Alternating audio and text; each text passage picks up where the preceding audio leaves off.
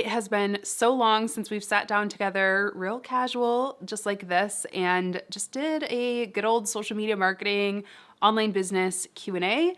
So let's hop into it. I've got a bunch from you that you asked on Instagram. I have some clients that use the friendship card to get me to relax boundaries. Help.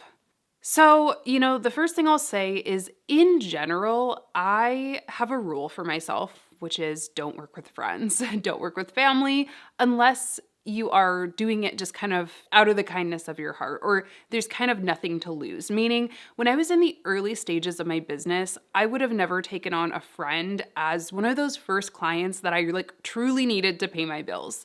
I have on occasion broken that rule nowadays.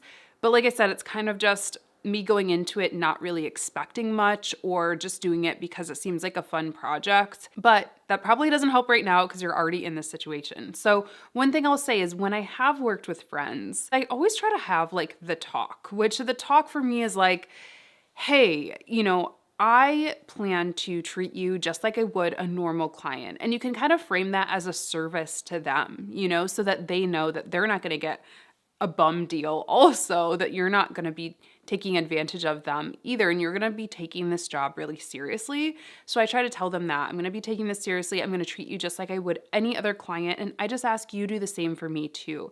If there are any concerns, any issues, please come to me if that's what you would do for any other service provider that you hire. So kind of having that that talk in the beginning can help to level set. But obviously, if you've already done that or you're kind of past the point of that being a realistic thing, then it might be time to have a more serious talk and just say, hey, I know we're good friends. I really value our friendship and I don't want anything weird to happen. I don't want any weird feelings to come up. I have noticed that, blah, blah, blah, cite whatever has happened. That's not something that I would typically do for a client. And I just want to make sure we're not, crossing any weird boundaries here. How are you feeling? Just kind of open it up that way and see what happens.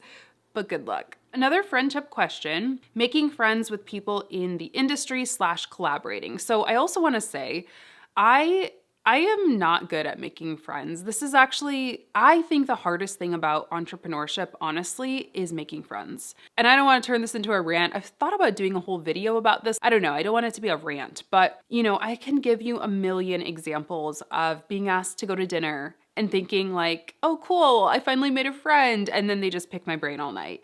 Or having somebody just kind of discard me when I'm no longer useful to them. Or even the nice versions of somebody wanting to hire me, but I just thought we were friends. So now I'm in this weird position of, am I a service provider? Am I your friend? So all that to say, I'm not the best at this, and I'm actually pretty insecure about, and I kind of struggle with, to be honest. It's really, really hard. But I think that's the thing. I think my advice is you have to know whether you want friendship or collaboration. Know for yourself what you're looking for from a person and also be able to communicate that to them. For me, a friendship is something that I'm not looking for anything in return over. I just like the person. I enjoy being in the person's company. We might have some things in common. Of course, every relationship is somewhat transactional, sure. But I'm not looking to, get money from them, right? So I put those people in the friend camp. Oh, I just think they're interesting and I like them as human beings. Whereas collaboration, which is totally fine, but that's more of oh, this person has this TV show or this podcast or this YouTube channel that I want to be a part of. That's going to be in the networking collaboration category. Of course, you don't want to be oh, I only want you for your stuff. You can still be friendly with the person, but when you're going to ask them on a coffee date, ask them to hang out, whatever, you can just say, hey, I would love to talk to you about your course. I'm looking to create a course and I really think I could learn a lot. I'm happy to share my marketing expertise if that would be helpful and kind of offer something in exchange. How do you avoid letting your work life affect you personally, taking bad things personally? This actually just happened to me today. I'm filming this on a Sunday.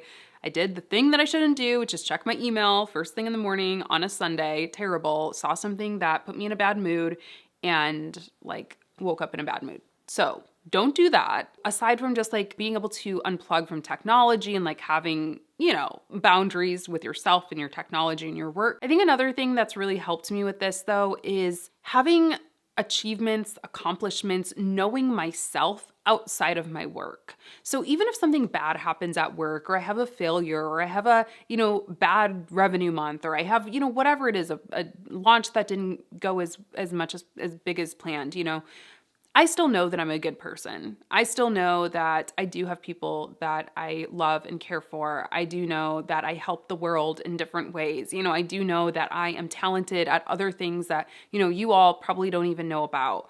So that really helps. Investing in yourself outside of work makes it so that those work failures or those mistakes are not like, oh my gosh, my entire being is now crushed. It's like, okay, it's like if you were to play a sport, or I were to play a sport. I'm not good at playing sports, so I can go out and lose a soccer game, no problem, because I know that I'm crushing it in my business, or that I'm a good aunt, or whatever. Same thing for your business. That's just a part of your life. That's just a thing that you're doing, a thing that you're trying. It is not all of you. Is it worth learning social media marketing in 2023? Yes, absolutely. Social media marketing, social media management, that's definitely not going away.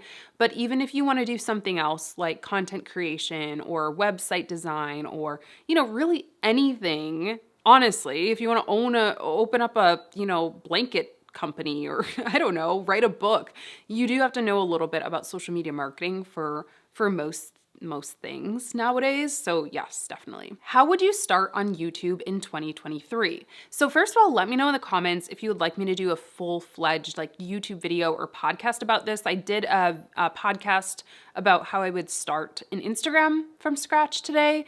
So let me know if you'd like me to do that for all the social platforms, including YouTube. Secondly, I'm actually doing a challenge right now. It's called the Business Challenge. It's totally free to join. If you've been watching my channel for a long time, you know that in December, I usually participate in Vlogmas, or what I call Bizmas. I probably will be posting 3 videos a week in December. That's my goal. Maybe a little bit more, maybe a little bit less. We'll see. So Bizmas is my version of that, and I'm inviting you all to take part as well if you want to get better and more consistent at posting Instagram Reels or TikToks or YouTube videos or YouTube Shorts or whatever it is that you want to do in terms of video. If you join, I'll link it down below. You get access to a month's worth of video prompts, and then also a community where we can all like share our videos and just share best practices and help each other learn and grow. So honestly, I think doing something like that can be a really great way to start. The next question is actually how to have consistency. So I'll speak to both of these questions. Doing some type of challenge like that, where doing something very, very frequently every day or a few times a week, really it builds your muscles, right? Like when I first started working out again, after not working out for a long time, I was working out every single day and like going a lot harder than I do now, because it just kind of trains your muscles again. It gets you in that habit to where then you can kind of like let off the gas a little bit and just kind of get into maintenance mode. So that's my advice, is get really consistent. Just get a lot of stuff out there to begin with, because it's going to give you data to go off of. You'll be able to clearly see, okay, videos about this perform well, videos about this don't. And also you'll be able to fail fast and win fast. You'll be able to see like, okay, this doesn't work. I don't like this. Okay, here's how to edit. I learned it really quickly because I was pumping out videos every day. So I think just being really consistent is big. I think to answer the second question, how to have consistency a little bit deeper, and this is for anything, not just YouTube, carve out time for it. Say, okay, Mondays are my YouTube days or my TikTok days or whatever that is. And then batching also really helps me. So I just write down a ton of video ideas, a ton of content ideas at once. And then on Monday, let's say if that's my batching day, I can just go into my studio, record like 4 videos at once. And now I'm not having to like constantly keep up with that hamster wheel. So what prompted/inspired you to pursue that specific trademark? So if you don't follow me on Instagram, you probably missed this one, but I am the official trademark owner of Social Media Management Toolbox, which is super exciting. It's been like a year-long process. It definitely takes a long time to get a trademark, and I'm really excited about that. So what inspired me to get that trademark in particular was 2 things. One, Social Media Management Toolbox. It's an online course that I offer for social media managers, and it is my best-selling product in terms of number of units sold. I think we have over 150 5-star reviews for that course. Like it's just a really good seller. If somebody were to start selling a duplicate course, using that name, they're basically taking that reputation and all that hard work that I put into that product and could kind of steal it. The second thing is I started noticing some copycats, some people using very similar names, if not the exact same names for their own courses. And again, I just worried about the reputation, because people have started associating me with that. I don't want somebody else to buy a different social media management toolbox and be like, oh, this sucked, it was bad quality, and then that reflect on me and the brand that I've built. I reached out to my lawyer. I actually interviewed her for the podcast. I'm going to leave a link to it if you want to check it out. It's definitely like dense material, but it's going to help you understand exactly what a trademark is, how it protects you, how to go about getting one. But I hired the person that I interviewed, Anna, to help me pursue that trademark. I actually have other trademarks that are in the application process as well for similar reasons, because they're basically really good sellers, or they are, I've just really cultivated those brands and I don't want somebody to steal them, and or I'm already seeing people try to steal them, so I'm ready to send those cease and desists, As I'm new to this, tell us how you kept your motivation on posting when you started. That's a good question. You know what? Community is a big piece of it. I'll be honest, when I go back to those early days of YouTube, and if you're new here and you don't know much about me and my journey, I started out with a beauty channel. I was doing like makeup videos and weird outfit of the day video. Like, it was very cringe stuff, I'm gonna be honest, but I loved it. I just loved creating videos. So that was one piece I loved creating. I loved creating videos. I still do. I still love editing. I still love the whole process.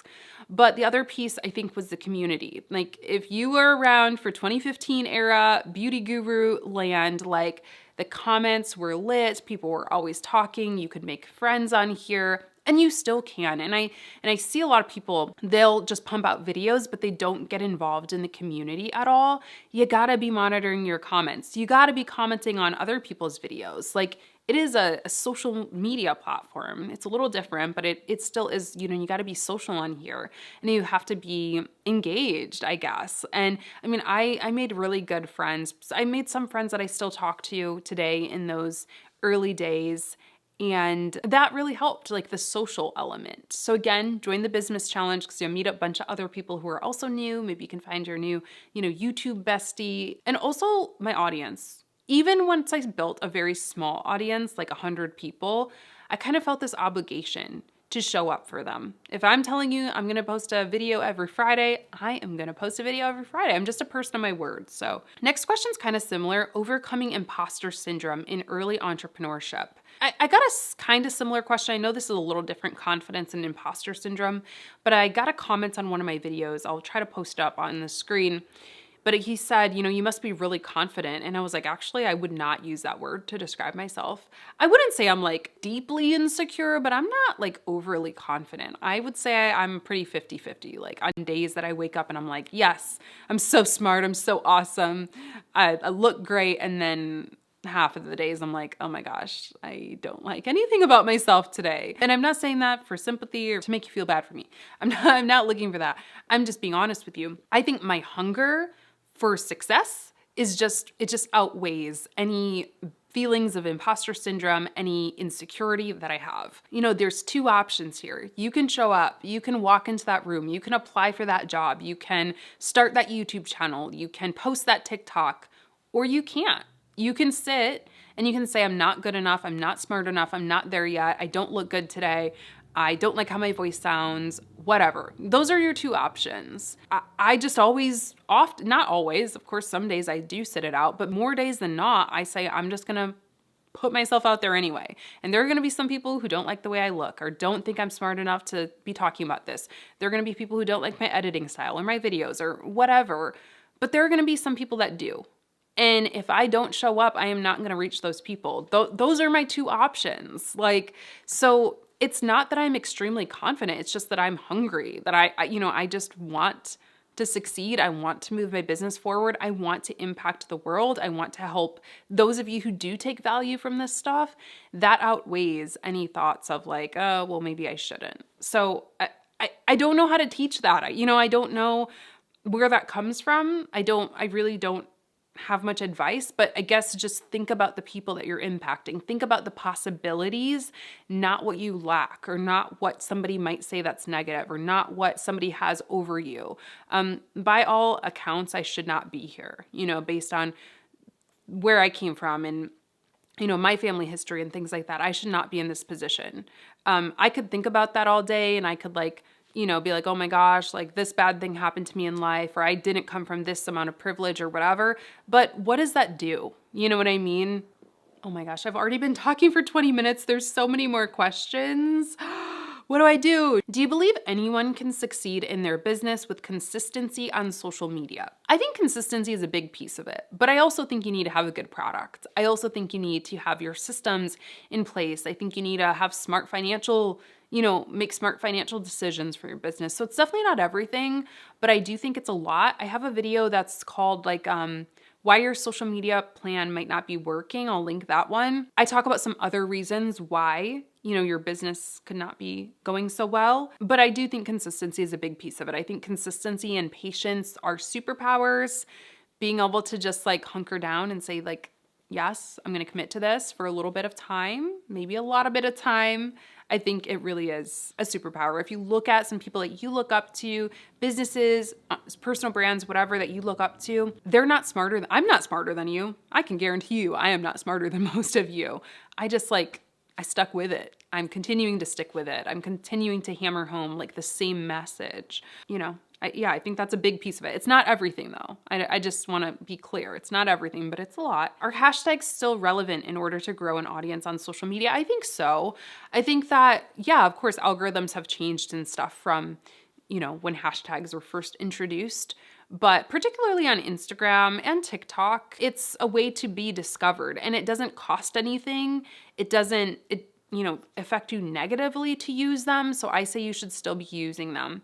My hashtag strategy is niche hashtags over broad. So instead of hashtag, I don't know, photographer, right? Use hashtag Denver photographer, hashtag Detroit photographer, wherever you are in the world. Just playing around with those niche hashtags is going to get you more bang for your buck than a broad hashtag. What are your favorite or best platforms? I love hearing social media managers talk about their favorite platforms. YouTube. I know some people don't consider YouTube a social media platform. It's more of a blog or a content platform.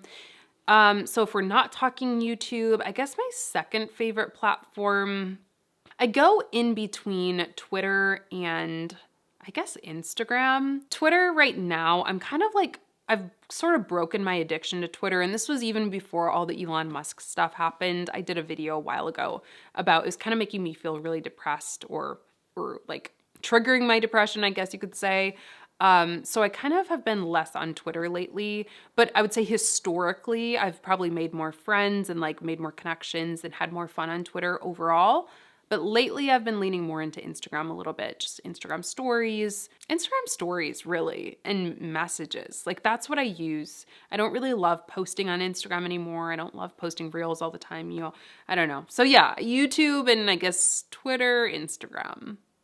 Yeah, I think I'd say those ones. What do you do when you seem to run out of content ideas for clients' social media pages? I think, yeah, if they have an audience, ask their audience. That's what I do for myself. Sometimes I'll just get on Instagram and be like, what do you all want to see? Why are you here? Anything that you're struggling with. Sometimes it's also not asking what do you want to see, because sometimes people don't know what they don't know. You're the creator, right? But sometimes it's saying, what are you struggling with right now? What are some of your goals right now? And then you can reverse engineer that and say, okay, how can we help them? So if they have an audience, use that audience to your advantage. If they don't have an audience, I just lurk on social media, honestly.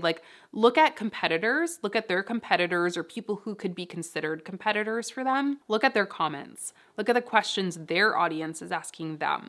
See if there's anything you can take away from that. Again, just come up with those big questions. Let's just say you're working with a, I don't know, financial services company. Start just typing in those questions into Google, how to get started with financial planning or, whatever. What's the difference between a blah, blah, blah loan and a this?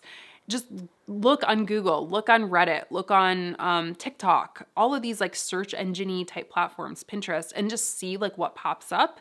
And that usually will spark some ideas for me. And yeah, just really try to get into your ideal audience's brain. Follow publications that they would follow. Just try to really get in their heads. I don't know. I hope that's helpful. Okay, I think I've got time for like 1 or 2 more questions. When launching a new business, when to get photography and videos done? My product is ready, but the packaging is not. Also not in a hurry. So I do think that investing in high quality photos and or videos, if you have a product-based business, is super important. And I think that's a good one to do like out the gate, because you're going to need them for so many different things. You're going to need them for your website. If you have like Amazon listings or any other, marketplace listings, you're going to need them for social media. So I do think you should write that into your budget early on. But I would say that I would wait for until my packaging was done, because packaging is such an important part of the product experience today, especially with social media and like unboxings and things like that. So wait until your packaging is done. But once that's done, I would definitely write that into the budget and get that taken care of, because I do think it's just used for so many things and such a valuable part of the process. How do I professionally tell my client their content isn't the best? This one is so hard because, going back to the consistency question, this can be part of it. If you're consistently posting bad content, you're probably not going to get anywhere. So high quality content, product, all that is super important. One thing that I try to say, like, facts over feelings, so like I try to back up why it's not good with data. So for example, if they're only posting blogs, let's just say, I will go to them and say, hey, this report, just do some Googling, this social media report shows that most of the people in our target audience actually prefers to engage on social media with videos, not with blogs. Even showing like competitors or similar products or similar companies, hey, do you notice how, maybe don't say do you notice, that sounds a little condescending, but like, hey, our top competitor tends to use, colorful imagery or imagery that's like more graphic heavy or whatever it is, and they're seeing like really high engagements. Would you be open to trying something like that? I find that a lot of business owners will be motivated by the competition, and they'll be motivated by like facts and data and numbers versus me just saying, hey, I don't really like this photo. Can we try something different? Because who am I, right? I'm just like a person. I mean, of course they should respect my opinion and all that stuff, but sometimes they just don't, right? I would say go at it from like a data-driven approach, do some research, try to find some inspiration also, because sometimes if you just say, hey, this content isn't very good, they're like, well, what is good? So show them examples of what is good, what does perform from other accounts or, other content that you've done or whatever, so that you guys can maybe take a different approach together. So I'm running out of time. Do I have time for a goodbye? Oh my gosh, it's gonna end. And my feet are asleep. I was sitting cross-legged for too long. So that's it. That's today's video. I hope you enjoyed. Let me know in the comments. If you have any questions that you want me to answer in future videos, any video requests, I'll also leave the link for the Business Challenge. I'm super excited for that. And stay tuned on Friday. You know what day it is. It's Black Friday. And I am gonna be offering some fun Black Friday, Cyber Week deals for you all. So definitely stay tuned. You can join my newsletter list if you want to make sure that you don't miss out on those sales. I'll also be posting about them on social media and mentioning it on Friday's podcast as well. But thanks so much for watching. I hope you all have a wonderful day. Sorry again for my voice. I am still a little bit sick. So thanks if you stuck around to the end. You all are the real OGs. I love you and appreciate you so much. And I'll talk to you soon. Bye.